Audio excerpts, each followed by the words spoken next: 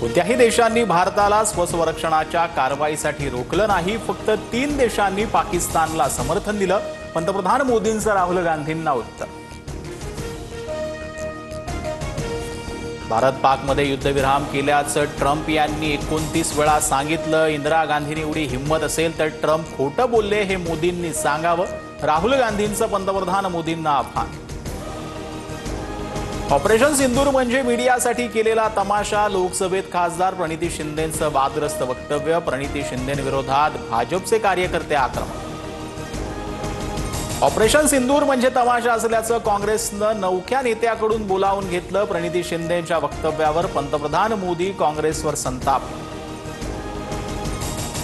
सिंधू जल करारातून पाकला 80% पाणी दिलं ही कोणती डिप्लोमसी? मोदींचा काँग्रेसवर निशाणा। नदी आपली आणि पाणी आपलं आणि चर्चा वर्ल्ड बँकेत मोदींची टीका। पतीसाठी रोहिणी खडसे वकिली कोट घालून कोर्टात हजर। प्रकरण न्यायप्रविष्ट, योग्य वेळी बोलेन। रोहिणी खडसेंची प्रतिक्रिया। खेवलकरांना 2 दिवसांची पोलीस कोठडी।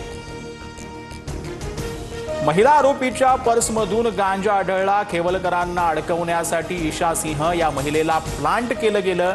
खेवलकरांचा वकिलांचा युक्तिवाद।